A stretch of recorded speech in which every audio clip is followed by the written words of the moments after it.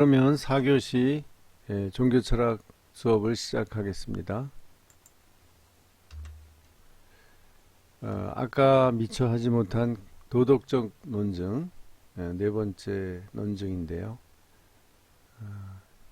이것은 칸트가 실천이성 비판과 도덕 형이성에게 기초해서 이야기한 건데요.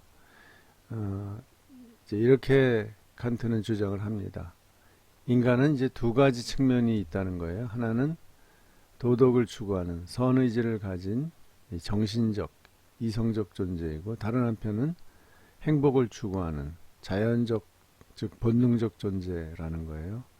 그런데 최고선이라는 것은 이 두 가지가 완전할 때, 결합이 됐을 때 최고의 선인데, 그러나 인간은 그 최고선에 도달할 수가 없죠. 그렇지만 이것을 끊임없이 추구하기 하는 마음이 있기 때문에 무언가 근거가 있다는 거죠. 그게 바로 신이다라는 겁니다. 그래서 도덕 최고선이 있기 때문에 인간의 이 선의지도 보장이 된다라는 겁니다. 여기에 대한 반론은 첫째, 이 논증은 신의 존재가, 즉 최고선의 원천인 신의 존재가 요청되었지, 필요하다고 주장되었지 증명되지는 않았다라고 반박을 하는 그런 주장들이 있습니다. 두 번째는 인간을 이렇게 두 가지의 갈등으로 보는데 그렇지 않다. 도덕적 의무와 본능적 행복이 일치한다. 이것은 에피쿠로스의 쾌락주의자들이 하는 말이죠. 이것을 인위적으로 대립적으로 보면 안 된다라는 겁니다. 이렇게 네 가지 신존재 논증이 종교를, 특히 이제 유실론적 종교의 신관을 합리적으로 논증하려는 것이었고요. 그와 달리 이제 다른 주요 종교의 인간관을 좀 살펴보겠습니다. 먼저 다섯 가지 이슬람, 그리고 힌두교, 불교, 유교, 도교 이렇게 살펴보겠습니다. 먼저 이슬람은 물론 신관에서도 기독교의 삼위일체론과 다르지만 인간관도 매우 다릅니다.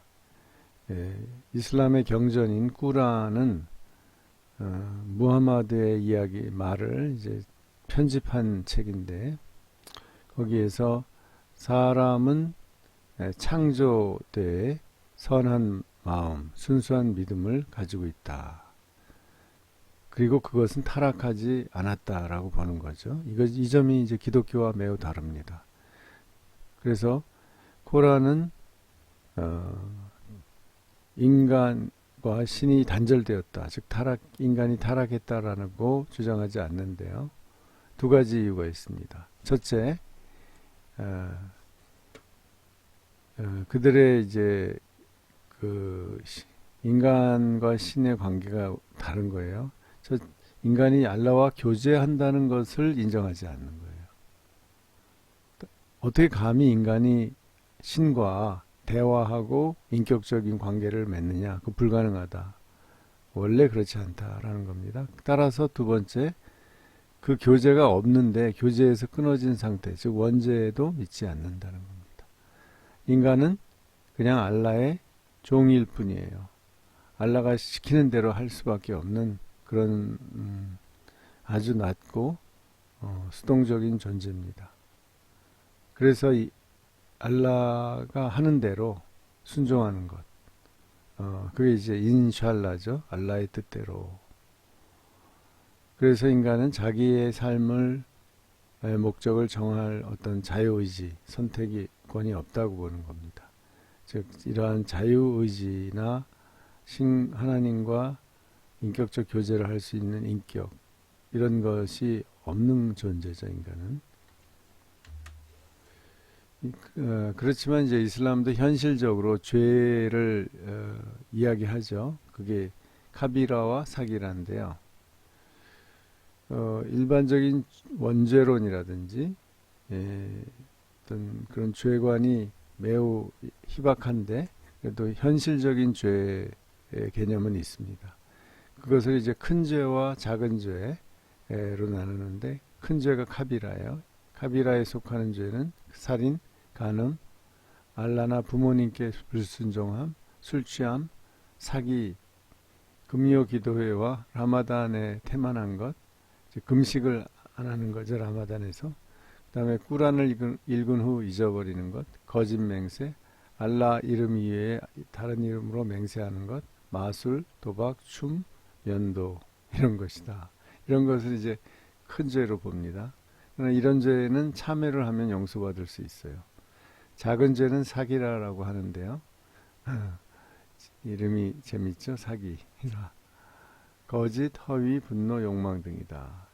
이제 사기라는 그 작은 죄이기 때문에 더 이상 큰 죄를 짓지 않고 선행을 행하면 용서받을 수 있다.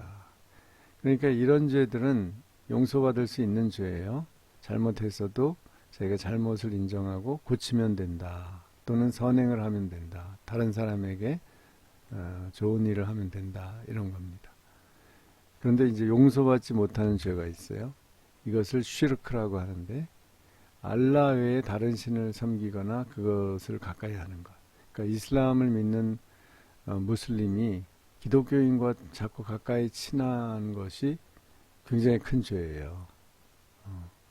그 사람의 신앙에 귀를 기울이거나 그러니까 선교, 전도를 받아들이거나 이런 것 자체가 죄죠. 이것은 용서받을 수 없는 죄예요. 그 때문에 무슬림들은 기독교인이나 유대교인들을 이제 이단자, 비신자로 여기죠. 그래서 같이 살 수는 있어요. 그러나 기독교로 개종할 경우에 배교자로서 죽이는 게 허용돼요. 꾸란에 보면은 너희 가운데 이제 기독교인이나 유대교인을 같이 살도록 그냥 허락해라 이런 구절이 있어요. 그러나 그쪽으로 개종을 하면 안 되는 거죠. 그리고 이 알라라는 신은 용서라는 어떤 성격이 없어요. 그래서 그러니까 죄를 용서하는 다는 보장이 없기 때문에 이것 용서는 오직 알라가 알아서 하는 거예요. 그렇기 때문에 이 죄 사함 받고 용서받는다는 보장이 없기 때문에 알라에게 자기가 잘못한 다음에 용서를 구해도 이런 용서받았다는 확신이 없어요. 또 평안이 없어요. 단지 두려움이 있는 거죠. 그래서 항상 알라를 두려워하고 알라에게 벌을 받을까봐 전전긍긍하는 것이 바로 무슬림들의 신앙입니다. 다음으로 힌두교로 가겠습니다. 힌두교의 인간학은 이제 이런 초기에 바가바기타 이런 문헌들이 많이 있는데 그것이 이제 후기로 가면서 우파니샤드라는 그런 문헌에 정리되어 있는데요. 여기서 이 인간을 세 가지로 이렇게 층으로 되어 있는 것으로 이해를 합니다. 첫째가 이제 육체인데 육체는 공간, 공기, 불, 물, 흙 이 5가지 요소로 구성되어 있어요. 여기서 이제 5가지라는 개념이 그 힌두교에서 이제 불교회로 또 전수가 되는데요. 이 육체는 깨어 있는 상태고 물질적인 세계죠. 그래서 다른 사물처럼 육체는 아기로 태어나서 자라고 변화하고 기울고 죽는다. 이렇게 육체에 우리가 이제 실제로 감각적인 육체를 인정을 하는 거죠. 그러나 거기에서 머물지 않죠. 두 번째가 이제 신비체라는 게 있는데 이게 본질적인 인간자하고 감각되지 않는 것이에요. 신비체는 오감으로 알 수 없는 그런 초감각적인 하늘의 몸이다. Celestial Body라고 해요. 그리고 신비체는 아주 미세한 5가지 요소로 구성되어 있습니다. 여기서 이제 불교의 오온이 나오는 거죠. 그래서 이게 육체가 죽어도 없어지지가 않아요. 이 다섯 가지 요소는 다시 그 윤회가 아니라 이렇게 카르마에 의해서 순환하는 거죠. 신비체는 개인의 카르마라고 하는데 업의 저장소가 돼요. 그래서 개인의 성격을 형성합니다.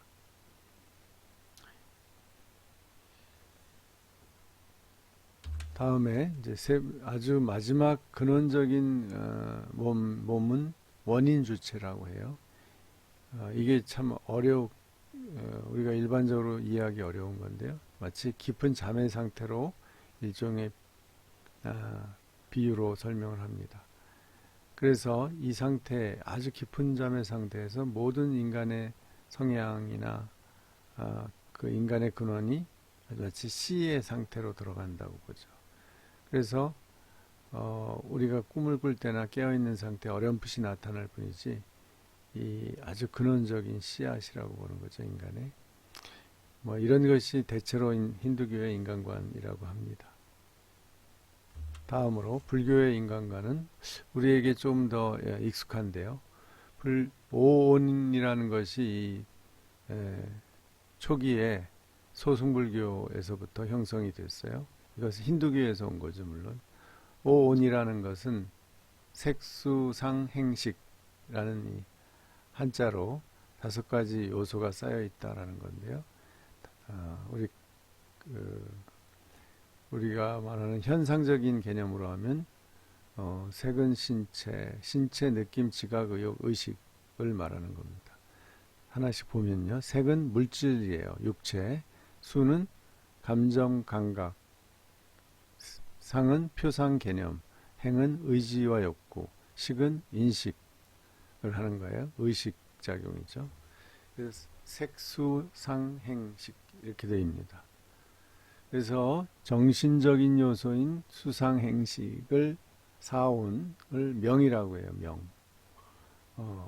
그리고 신체 요소인 색. 색즉 시공할 때 이 색이죠. 색이라는 것은 물체를 말해요. 물질.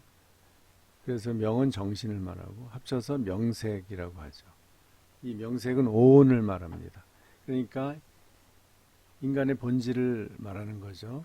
명색이 교수면서 그따위냐. 그럴 때 너는 인간이 그 모양이냐. 그 본질이 그것밖에 안 되냐. 이런 말입니다. 명색. 우리말에 굉장히 불교에서 온 용어들, 흔히 쓰는 용어가 많이 있는데요. 많이 쓰는 용어가 이판사판 이러죠. 이판은 수도승, 이제 그 승 중에서 선승을 말해요. 그 다음에 사판은 거기서 절에서 심부름하고 자벽 일을 하는 그런 승이에요. 이 두 가지 종류로 조선시대 때 승을 나눴는데 이판사판이다 그러면 그 불교 승을 굉장히 천시했기 때문에 조선시대에 인생의 막장까지 갔다 이런 얘기입니다. 그래서 이판사판으로 덤벼든다 할 때 거의 이제는 인간으로서는 더 이상 갈 수 없는 그런 방식으로 함부로 한다라는 거죠. 이렇게 불교 용어가 우리에게 많이 지금은 조금 다른 의미로 쓰이고 있죠. 오는 그래서 끊임없이 변화하고 태어났다가 죽었다가 해요. 그래서 불변하는 실체는 없다고 봐요. 그래서 오온이 인간을 형성하는 건데요. 인간이 죽으면요, 오온이 없어지는 것이 아니라 49일 동안 이제 인간이 새로운 하나의 생명체가 태어나기는 그 중간 기간인데요. 오온이 다른 업에 의해서 그 다른 온들하고 이렇게 결합이 됩니다. 그러니까 내가 해체되면 오온이 해체되죠. 그것이 다른 사람으로부터 온 온들하고 이렇게 결합이 되어서 새로운 생명이 나오는 거예요. 그러니까 나쁜 업을 가지고 있으면 저질적인, 그러니까 인간이 죽었는데 내 몸에 온이 합쳐져서 예를 들어 돼지의 돼지로 태어나는 새로운 생명체의 구성 요소가 되기도 하는 거예요. 이렇게 모든 사람 그 생명체들의 오온들은 이렇게 다시 결합되고 해체되면서 윤회하는 겁니다. 여기서 벗어나는 게 그 열반이죠. 이러한 오온설은 불교의 근본적인 주장으로서 무상, 고, 공, 무아의 기초로 설명되었어요. 왜 인간의 삶이, 이 모든 생명의 삶이 허무하고 비어 있고 진정한 자아가 아니다라는, 끊임없이 이것은 업에 따라서 그 과거에 지은 업보에 따라서 끊임없이 변화하기 때문에, 그래서 그 철학적 의미는 모든 인간계가 실체가 없는 가연적 존재이기 때문에 여기에 집착하지 말아야 된다. 즉 오온이 인간을 구성하지만 이 오온에 집착하면 안 되고 그것을 벗어나야 한다는 거죠. 그게 불교의 가르침이죠. 다음, 불교의 인간 간의 세 가지 특징을 얘기하면, 첫째, 인간은 의지적 존재로 봅니다. 즉 숙명론이 아니에요. 불교는 인간의 자유의지를 인정해요. 그래서 이제 자유의지에 따라 벗어날 수 있는 거죠, 고통에서. 둘째, 인간은 본능적으로 고통에서 벗어나 끊임없이 쾌락을 추구해요.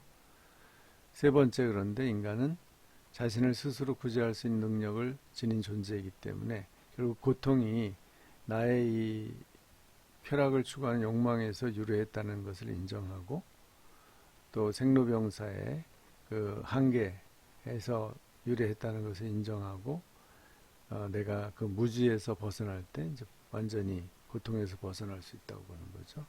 이러한 능력을 불성이라고 하죠. 또는 열애장이라고 해요. 그래서 이 인간의 능력이 무지를 극복하는 본래의 능력이다. 이것을 최대한으로 발휘해서 이 고통에서 벗어나는 것, 무지에서 벗어나는 것을 열반이라고 하죠. 이것이 불교의 구원을 의미합니다. 유교로 갑시다. 네 번째, 유교도 인간은 착하다라는 입장에서 출발합니다. 맹자는 특히 인간은 선하다고 봤죠. 그래서 성선설을 주장하죠. 인간의 본성은 이예요. 이. 물론 이와 기가 합쳐져서 인간이라는 현상으로 나타나는데, 이는 하늘의 이치예요. 그래서 인의예지로 설명이 됩니다. 사랑과 자비, 의로움, 예를 지킴, 그 다음에 지혜로움, 이것을 사단이라고 해요. 네 가지의 인간의 그 가장 근본적인 성격이다. 맹자는 이것을 또 다시 네 가지 마음으로 설명했죠.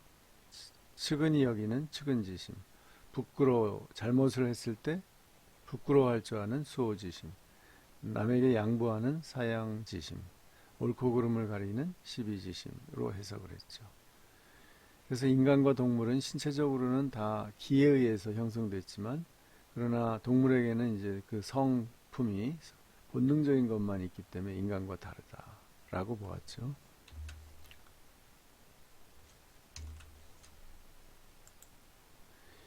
그래서 인간은 이러한 인간의 이 욕심을 또 역시 극기복례해서 천인합일에, 즉 하늘의 이치에 일치하는 경지에 도달해요. 이러한 인간관이 이제 굉장히 도덕적이죠. 그런데 이러한 이 천인합일의 경지에 도달하는 인간의 이상형으로서 군자를 제시합니다. 군자라는 것은 하늘의 뜻을 이룬 사람이에요. 인간의 원형이며 인간들이 회복해야 할 모습이죠. 그래서 군자는 대의를 추구해요. 사사로운 이익이 아닌 이 인의예지를 추구하는 사람이죠. 그래서 인의예지 신 5가지 덕목을 얘기해요. 믿음까지. 이것이 유교가 추구하는 인간입니다. 그러나 실제로는 굉장히 이것을 이루기가 어렵죠. 마지막으로 도교입니다. 도교의 뿌리는 이제 노장사상 또는 도가사상인데요. 노자는 유교의 공자와 비슷한 시대에 춘추 시대에 살았어요. 그런데 상당히 그 원리는 다르죠. 유학에서는 인간이 아까 말한 것처럼 그 하늘의 도리를 추구해야 돼요. 그래서 인간의 본성을, 즉 잘못된 본성을 억제해야 되는데, 도가는 바로 그런 것을 인위적이라고 보면서 인간의 자연적인 본성을 해친다. 왜냐하면 인간의 자연적인 본성이 곧 하늘의 이치이기 때문에, 도이기 때문에 그렇다는 거죠. 그래서 사마천의 사기열전에 보면 아주 재미있는 장면이 노자편에 나옵니다. 노자는 공자보다 나이가 좀 많았는데요. 공자가 노자 소문을 듣고 이제 배우려고 갔어요. 그런데 노자가 그대에게는 교만과 욕심과 색욕과 음심이 너무 많소. 그것은 해롭고 나로서는 이 말밖에 할 수밖에 없다라고 좀 야단을 쳤죠.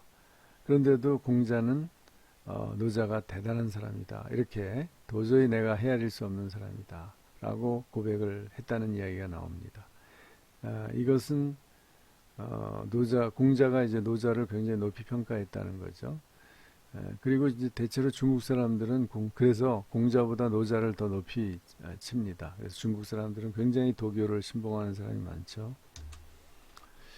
노자의 도는 이 도가 이제 핵심 원리죠. 도라는 건 뭐냐면 자연 그 자체를 말해요. 그 자체의 이치죠. 그래서 인간의 생각이나 인간의 어떤 조작이 들어가기 이전의 상태, 자연의 상태라는 거죠. 그러나 그냥 단지 물질적인 현상만을 얘기하는 것이 아니라 그 물질적인 현상 속에 있는 어떤 하나의 원리, 이치라는 거죠. 그래서 노자의 그 무의자연 사상은 아무 일도 하지 않고 쉬는 게 아니라 이 도에 따르는 것이에요. 도를 잘 파악해서 도에 따라서 물 흐르듯이 자기도 살고 행동하면 된다는 겁니다. 그래서 요즘은 노자의 도덕경을 단지 무슨 철학적인 책이 아니라 일종의 왕들을 가르치기 위한 군주론이죠. 일종의 군주의 처세술, 치세를 가르치는 책이다. 이렇게 이해를 많이 합니다. 즉 국가도 이렇게 도에 따라서 이 인간들의 본성 또는 자연의 도리, 자연의 이치를 벗어나지 않고 다스리면 된다는 거죠. 그래서 거의 그 이치라는 거에서는 비슷하지만 유교하고 이 원리 내용은 다릅니다. 도는. 그래서 인간과 천지 만물이 도를 공통의 근원으로 삼고 그 도는 자연적인 거라서 어떤 인간이 인위적으로 도덕을 만들고 문화를 만드는 것이 아니라는 거예요. 자연스러운 이치에 따라가면 된다라는 거죠. 그게 참 말하기는 쉽지만 실제로 어떤 일들을 결정할 때 어느 게 더 자연의 이치인가 어렵죠. 하지만 하나는 인위적으로 예를 갖출 필요가 없는 거죠. 도가에서는 남한테 이건 뭘 이렇게 감추거나 더 잘 보이려고 하거나 할 필요가 없다는 거죠. 도가에서는 노자를 이어서 장자가 중요한 사상가인데 장자는 노자의 사상을 이어서 이상적인 인간을 성인, 지인, 신인 등으로 표현했고 이런 사람들의 성품을 소요자재, 수성, 순물자연 이라고 했어요. 그걸 간단히 보면 소요자재는 어떤 외부 어떤 사물에 얽매이지 않고 자유스럽게 살아가는 거예요. 정신적으로 자유로운 거죠. 순성은 본성인 덕의 자연스러운 흐름에 맡기는 것을 말하며 소박한 본성에 따르는 것이에요. 순물자연은 자기의 사심과 주관을 버리고 사물의 자연스러운 변화에 따르는 것이죠. 이것이 어떻게 보면 유교하고도 비슷하지만 뭔가 또 다르죠. 자유스럽게 인위적이지 않고 자유스럽게 자연의 흐름에 따른다. 또 소박한 본성에 따른다. 이런 점에서 좀 다르죠. 바로 이렇게 5개 종교의 인간관을 오늘 살펴봤습니다. 이제 앞으로 우리가 종교를 이해할 때 이 인간관이 굉장히 기본이 됩니다. 자, 여러분 수고하셨어요. 경청해 주셔서 감사합니다. 수업을 마치겠습니다.